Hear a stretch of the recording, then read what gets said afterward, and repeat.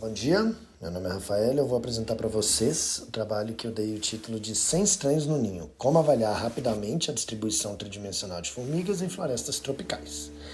Então, o que é a estratificação vertical das florestas? Certo? Elas são os vários estratos, verticalmente, que uma floresta tem. Uma floresta, quanto maior a altura, mais a possibilidade de ter vários estratos que ela tem. E devido à biodiversidade das florestas tropicais, esses vários estratos, eles representam condições ambientais. Aqui em cima, por exemplo, é mais quente e seco, aqui embaixo mais úmido e frio.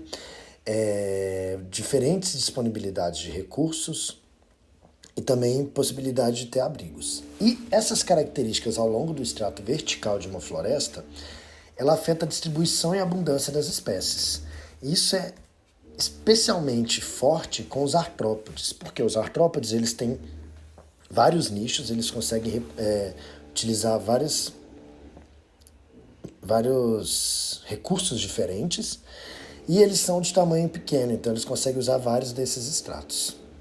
A estratificação vertical afetando a abundância de artrópodes é tão forte em florestas tropicais que ela gera um impacto maior nisso do que até a sazonalidade e a distância geográfica. E quando a gente fala como as plantas podem afetar os artrópodes, não tem como a gente falar das formigas. Por quê? As formigas elas têm uma relação muito próxima com as plantas. E tem associações que envolvem, por exemplo, a disponibilidade de recursos das plantas para as formigas, como os nectares dessas florais, corpos de frutificação, ou então a associação das formigas com organismos trofobiontes, certo? E então, é esperado que a estratificação vertical ela seja bem importante para a distribuição das formigas.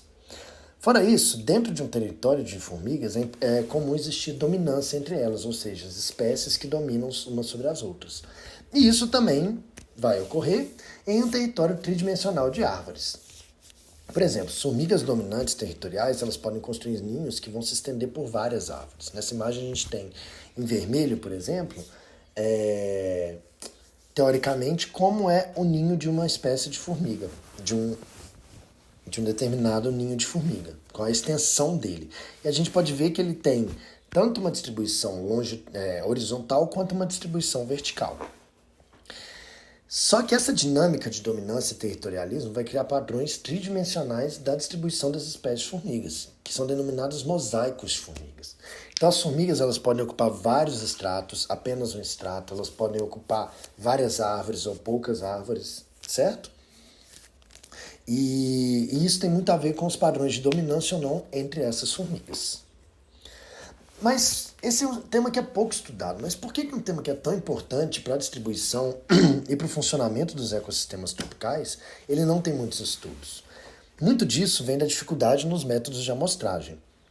Por exemplo, tradicionalmente, essas amostragens elas são feitas utilizando escaladores, que é caro, demanda muito tempo, ou então fumigação, onde também é um método caro, que você também vai ser muito invasivo, e além disso você não sabe em qual extrato cada uma das formigas vai estar.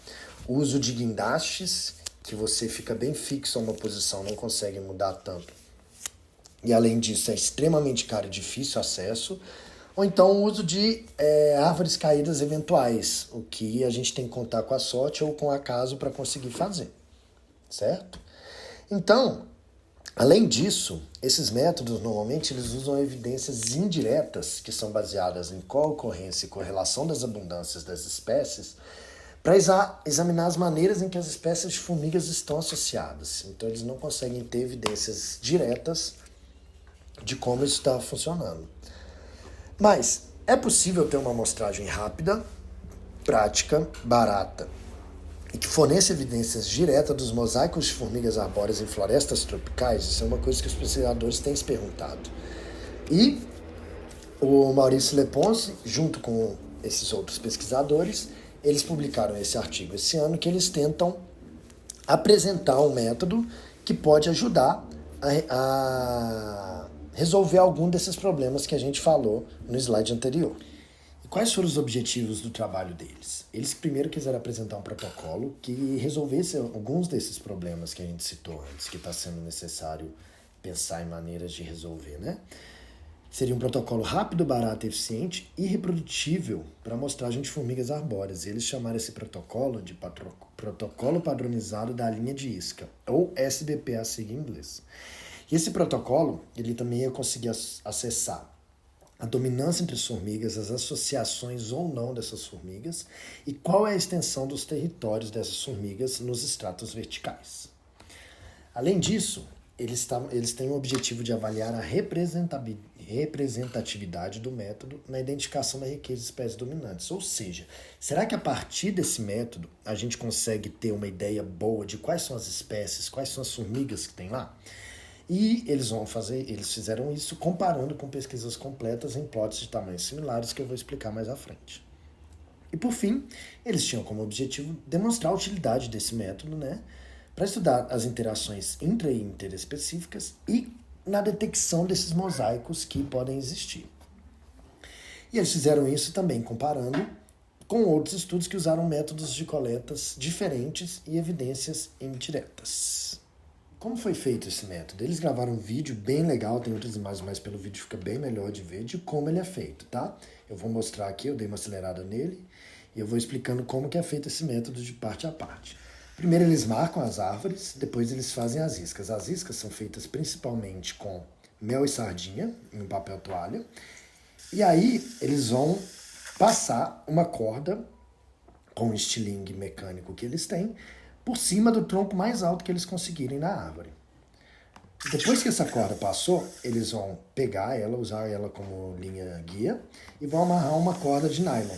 E vão passar essa corda de nylon por cima da árvore. A partir do momento que ela está lá, eles vão colocar iscas de 2 em 2 metros. E depois que elas estiverem posicionadas, eles vão enrolar essa corda pela árvore. Por quê? Para a isca entrar em contato com o tronco da árvore. Certo?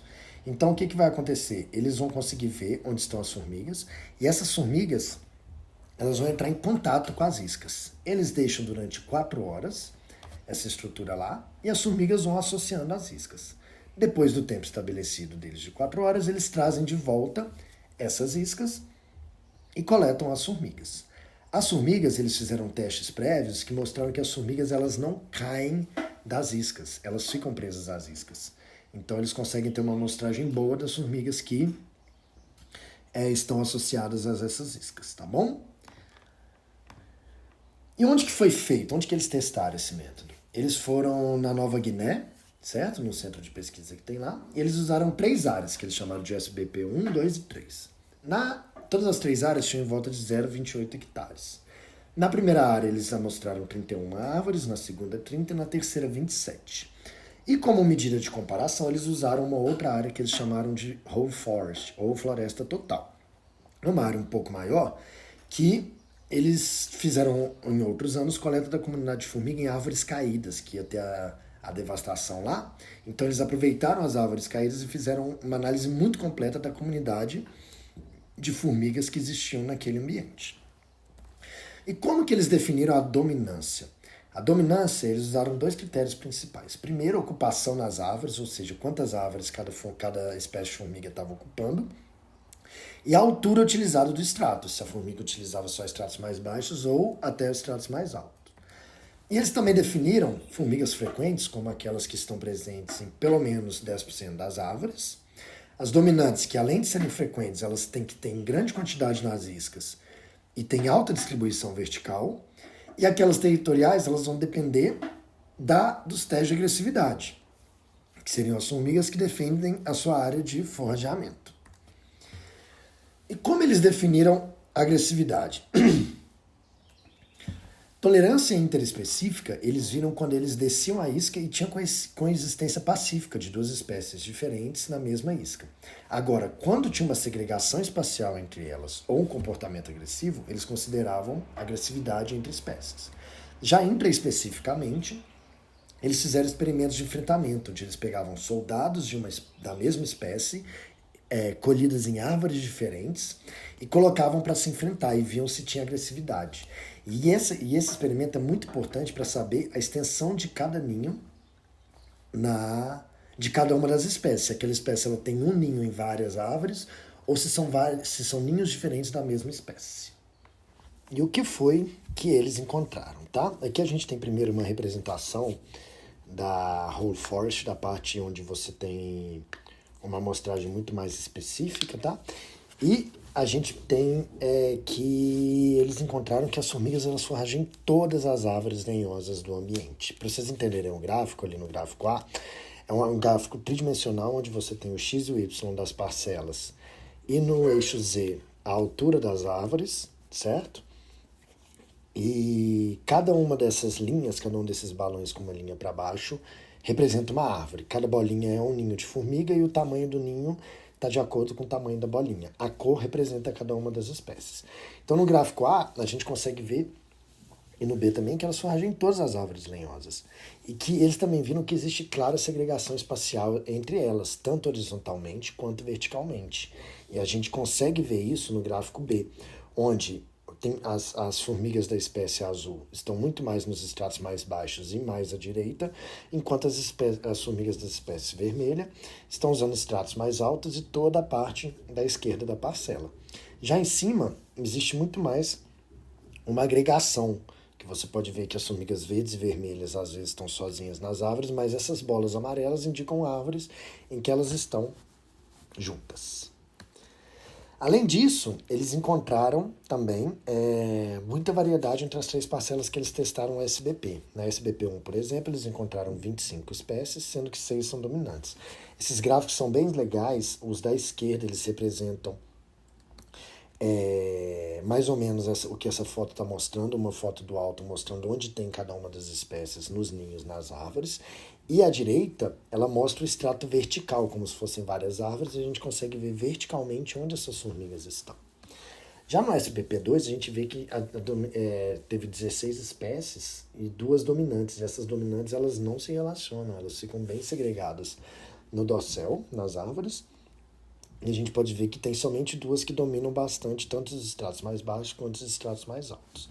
E por fim, na SBP3 teve poucas espécies, somente 11, e uma dominou praticamente tudo. E essa é uma espécie que ela é famosa porque os ninhos podem chegar a mais de 1 hectare em cima das árvores. Para o segundo objetivo, para avaliar a representatividade do método, o método ele não foi tão representativo. A gente pode ver aqui, temos um gráfico com curvas de rarefação. No eixo Y a gente tem as espécies, no eixo X a quantidade de árvores, né? E a gente viu que tanto o SBP1, 2 ou 3, eles representam nem metade da quantidade de espécies encontradas na amostragem da floresta total. E para o método 3, eles viram que pelo menos 4 espécies são territoriais intraespecificamente, sendo que dessas, todas elas exploram recursos açucarados ou têm associação com trofobiontes, mostrando a importância dessa associação para o territorialismo das formigas. E isso permite a sustentação de populações maiores também.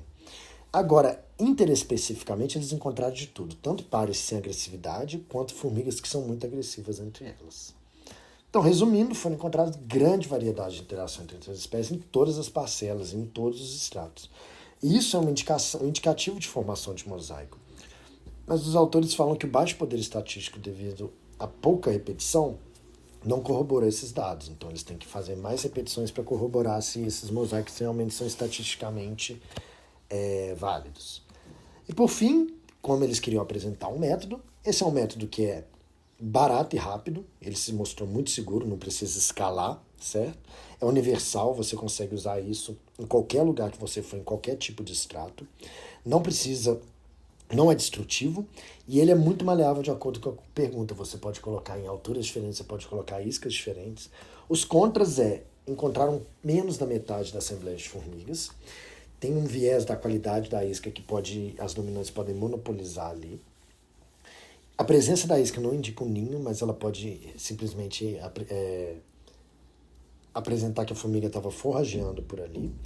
Testes de agressividade, eles têm que ser feitos com mais cautela e usando mais formigas. E você vai precisar de muita repetição para os testes estatísticos poderem mostrar os padrões. E também tem que ser usado à noite para ver se existem formigas noturnas. Muito obrigado, esse é meu e-mail. Qualquer dúvida é só me enviar.